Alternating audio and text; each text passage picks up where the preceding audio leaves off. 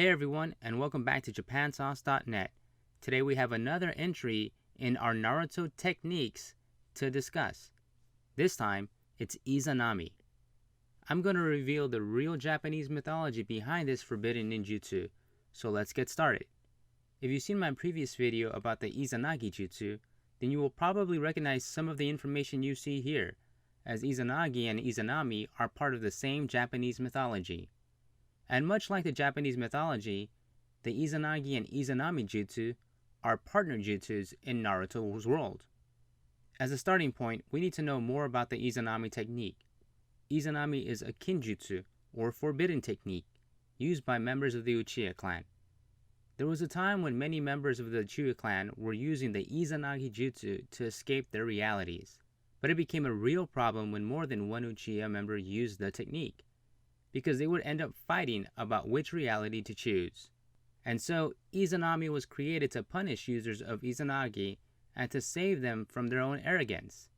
Izanami would imprison the user in an unchangeable loop until they accepted the reality they created. If they accepted reality, then they were allowed to leave the loop. However, just as with Izanagi, the result of using Izanami was that the user's eye would go blind. Itachi Uchiha is shown using Izanami on Kabuto in the Naruto manga.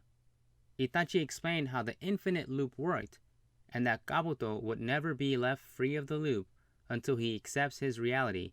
Kabuto is shown motionless as he repeats his futile efforts in his mind. The power of this kinjutsu is amazing. Of course, we know that Kabuto eventually does accept his fate and is released, which again is another reason why Itachi was one of the greatest of all the Uchiha. Now, what about the Japanese mythology behind it? Well, Izanami was one of the creator gods in Japanese mythology, along with Izanagi. They used a jeweled spear, Ame no Nuhoko, to churn the watery chaos on Earth at that time, and they created an island named Onogoro. They married, and Izanami birthed various islands of Japan.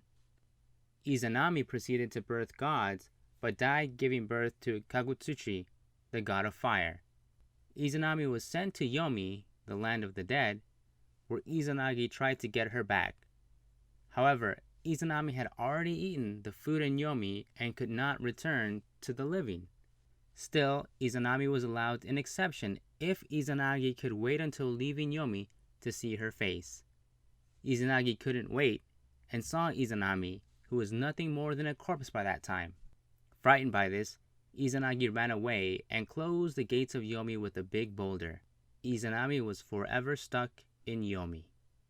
As you can see, there are some similarities in the story of Izanami and the Naruto jutsu, as Izanami was stuck in Yomi behind a giant boulder.